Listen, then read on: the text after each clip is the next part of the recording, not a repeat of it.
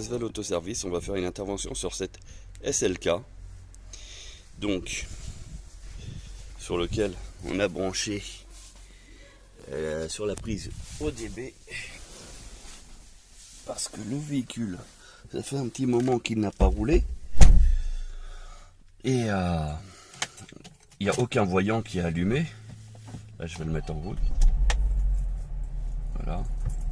Donc, comme vous pouvez voir, il n'y a pas de voyant allumé. Mais on va faire un check-up complet quand même. Parce qu'on ne sait jamais. Donc, on va passer à la valise. Ici. Donc, c'est un 200 compresseur. Oui, on saute la boîte de vitesse parce qu'elle est manuelle, comme vous pouvez le voir ici.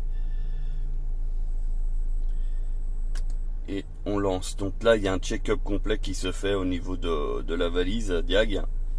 Ah, il y a déjà une erreur. Alors, peut-être parce que je l'ai branché trop tôt. Non, parce qu'en fait, le câble, il est débranché tout simplement. Alors, comme j'ai qu'une main...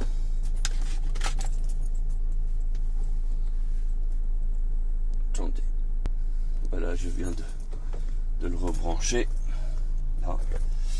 Et là maintenant on va pouvoir le relancer, démarrer. Suivant. Et là maintenant il fait le check-up. J'ai information sur l'alternateur qui affiche 14 volts 47, donc l'alternateur est bon, la batterie aussi. Et puis donc il va défiler. Là il travaille. Donc comme vous pouvez voir, on n'a aucun voyant d'allumé. Tout paraît fonctionner normalement. Sans aucun problème. Voilà. Je prends un peu de recul pour que vous puissiez voir l'habitacle du véhicule. Donc là le voyant qui est allumé, c'est le frein à main. Pas d'inquiétude à ça. Par contre, je vois que là dans la valise, il y a déjà 5 erreurs. Donc vous voyez, aucun voyant d'allumé au tableau de bord, et pourtant. Un soupape de régulation d'admission d'air. Il y a des ratés au niveau de plusieurs cylindres. Capteurs lambda avant et arrière qui sont en défaut. Et le problème, c'est que ça continue, donc des fois ça peut répéter. Raté d'allumage du cylindre 1 et 4. Donc peut-être un problème d'allumage. Peut-être juste les bougies. Donc on va essayer d'approfondir tout ça. Ah, programme de stabilité, donc il y aurait un problème d'ABS. Capteur d'angle de direction non initialisé. Donc c'est intermittent, et contacteur de libération bas. Donc pareil, c'est intermittent. Bon, comme vous pouvez voir, aucun voyant allumé. Voilà. Donc une personne lambda pense que son véhicule il est nickel, en état parfait de fonctionnement. Et puis au final, vous avez vu, rien qu'à la valise, en quelques minutes, on a des dysfonctionnements cachés du véhicule. Donc certains sont aléatoires, d'autres sont présents. Et on n'a pas de voyant au tableau de bord. Voilà. Donc alors climatisation, pourquoi ça ne répond pas? Parce qu'il y en a tout simplement pas. Voilà. Donc celui-là c'est quoi? Défaut de communication avec le TCS. D'accord. Bon. On va essayer de regarder tout ça. La reconnaissance du système est terminée. Donc on va analyser tout ça et puis on va essayer de repasser la valise une fois, après notre intervention. Donc sur cette partie, on va essayer de voir au niveau moteur ce qu'on peut faire. Donc pour ça, on ouvre le compartiment moteur. Voilà.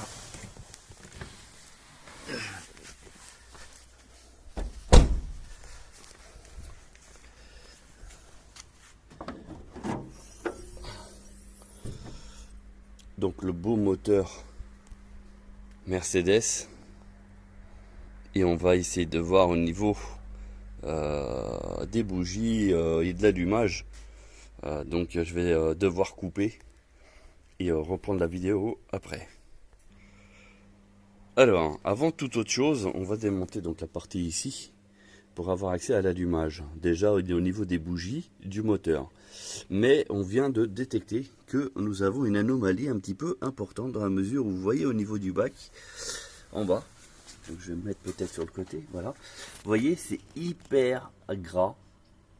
Donc fuite de liquide, on n'a pas encore détecté, mais on va jeter un œil là-dessus. Parce que ça peut être soit du liquide de refroidissement ou alors de l'huile moteur. Alors on a regardé au niveau de l'huile moteur et on est bon, on est pas mal, on est un petit peu plus de la moitié. Bon bah là ça se voit pas trop, mais on est à peu près à plus de la moitié et l'huile elle est super propre, donc il n'y a pas besoin de vidanger. Donc alors est-ce que le niveau il était au max et du coup là on ne retrouve plus que un petit peu plus de la moitié, donc effectivement il y aura une perte et qui serait justifiée par ce qu'on voit ici en bas. Donc à ce moment là ça voudrait dire que on doit avoir certainement un joint quelque part qui sointe ou qui fuit à forte pression. Or là quand on regarde comme ça, le joint de collecteur donne une impression d'avoir été déjà remplacé, parce qu'on voit encore le film protecteur, voilà, que vous voyez en vidéo. On avait un problème des sondes donc qui sont là-bas. Ça on va pareil, on va jeter un œil. Au niveau des courroies, elles sont en bon état. Celle-ci, non, pareil, non, elle donne l'impression visuellement sur la caméra, alors que quand je la regarde comme ça, bah non, elle est en bon état. Et sur la caméra, elle donne l'impression d'être un petit peu craquelée. Celle-ci, elle est vraiment neuve, nickel. Voilà, donc les durites, bon bah elles sont en excellent état. Et de ce côté-là, pareil, je ne vois pas de fuite. Enfin, j'en constate pas en tout cas. Donc bon, on va essayer de regarder ça quand même de plus près. Non, au niveau de la boîte de vitesse, c'est pareil, il n'y a pas de fuite.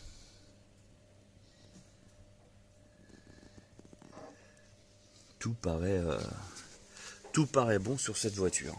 Voilà. Bon, on va regarder quand même par rapport aux erreurs. On va essayer de voir ce qu'on peut faire. Donc je reviens à la voiture. Effectivement, on a des incohérences. Ouais, on a des ratés au niveau du cylindre 4 surtout. Cylindre 1 une fois et 2 et 3 fonctionnels.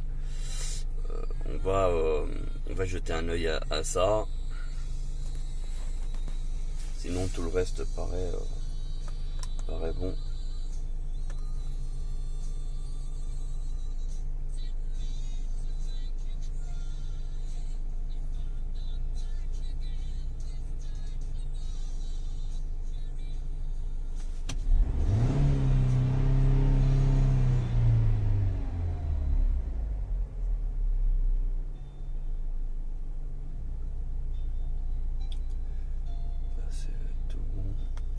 Valeur, enfin ça paraît.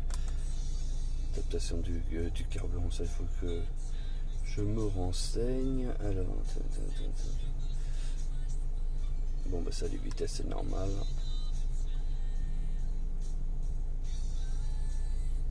Bon, le ventilateur il n'est pas en route, donc c'est normal.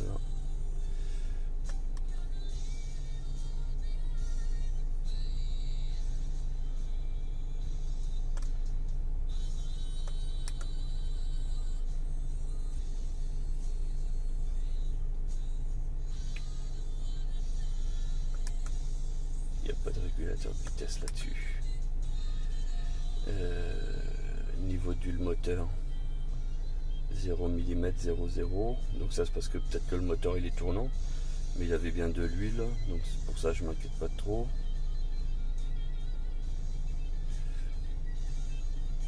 Qualité d'huile moteur 1. Je pense que ça doit être bon. Je crois qu'il était bien clair.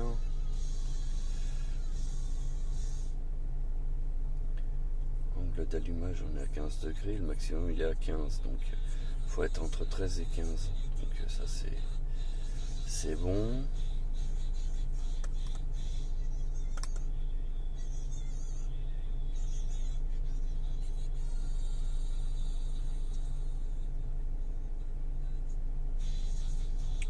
Bon, on va essayer de voir ce qu'on peut faire. Donc on va aller déjà chercher les pièces et mettre en place. Alors, intervention faite sur le véhicule. Le moteur, donc, il fonctionne bien, correctement. Pas de souci. Et en dessous, donc c'est un sointement, c'est au niveau de la pompe à eau, malheureusement. Donc on va être obligé de la remplacer. Voilà, sinon on a fait l'intervention. Là, on va aller à la voiture pour effacer les problèmes.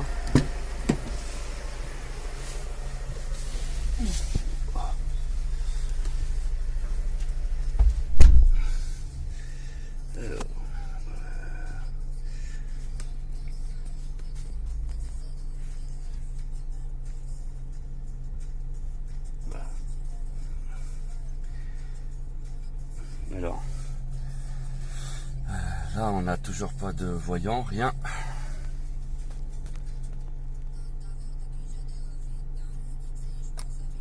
Qu'est-ce qu'il nous fait là? Réaliser ses services. La climatisation on n'a pas, hein, c'est pour ça que ça répond pas.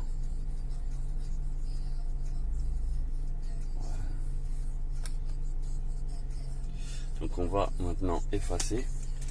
On coupe le moteur. Voilà, on le rallume. Alors, on supprime.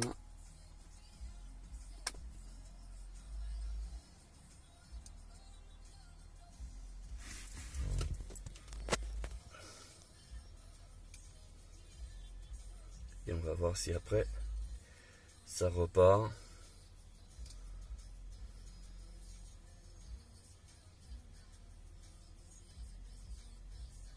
Parce qu'après ça peut être une bobine, parce que bon, ces moteurs là j'en fais pas régulièrement et j'ai pu constater qu'il y a une bobine par cylindre. Bon, bah déjà tout s'efface. Ça c'est une bonne chose, parce que des fois ça ne s'efface pas, donc ça se met en orange ou en jaune. Comme là-haut, il reste deux problèmes. Ah oui, mais on n'a pas touché au niveau de tout ce qui est ABS, ESP, on n'a pas touché, donc c'est normal que ça reste. Donc comme quoi on peut pas non plus, sur un véhicule qui a un défaut, tout supprimer, et puis comme par magie, tout s'éteint. Alors sur certains véhicules ça le fait, mais au bout d'un certain temps ou certain kilométrage, ça se rallume parce que le véhicule détecte qu'il y a une anomalie. Voilà, donc là on est arrivé à bout. Donc du coup je vais mettre le véhicule en route. Voilà, donc là le véhicule refonctionne. Donc là je demande une valise. Alors tac. Pardon, excusez-moi. Niveau des reflets, c'est pas super, mais je peux pas faire autrement.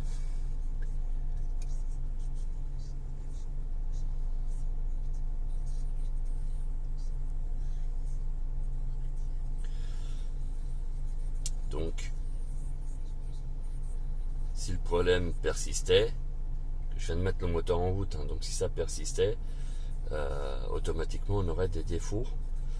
Donc soit en orange ou soit en rouge directement.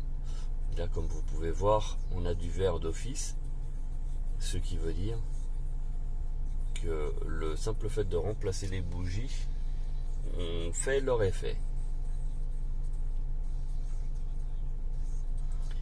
La transmission, c'est normal que ça saute, c'est une transmission manuelle, donc automatiquement on a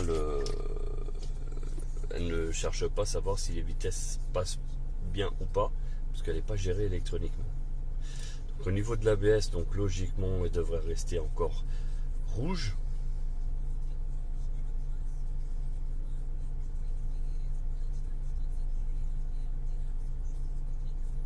ABS ESP.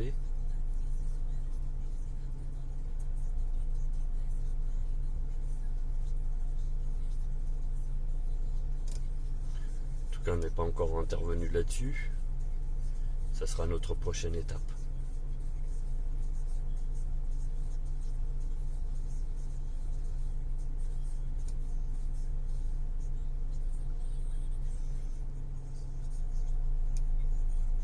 Comme ça, vous voyez vraiment en direct.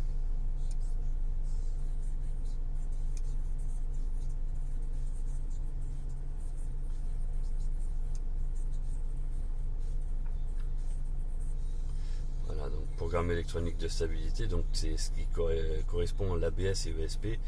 Donc il y a deux soucis, je vais d'ailleurs vous les remontrer, qui sont les mêmes. Donc capteur d'angle de direction non initialisé, et puis contacteur de libération bas, vraisemblance. Donc je pense que celui-là doit lier celui-ci, mais on va s'en charger après, ça c'est pas un problème. Et donc après on va aller sur le reste. Logiquement ça doit être, je pense, la seule chose qui reste comme problème.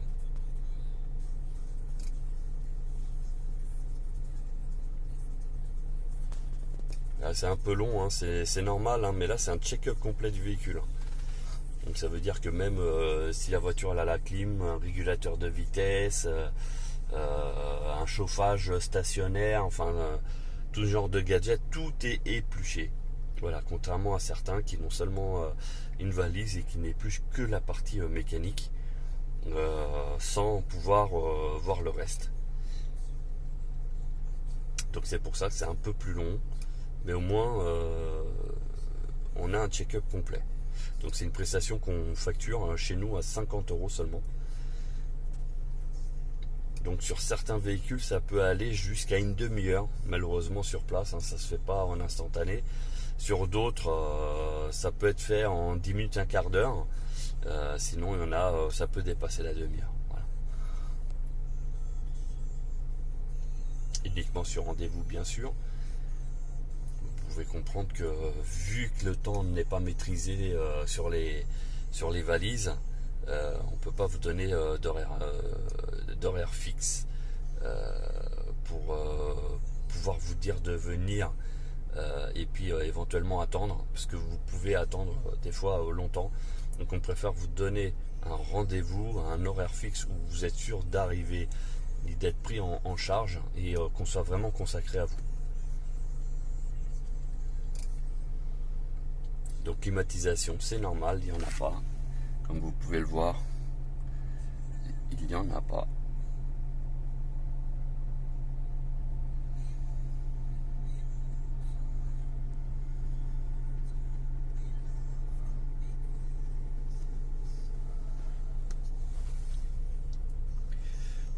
Réinitialiser service, donc ça je pense que ça a disparu parce que on a fait une intervention sur la voiture.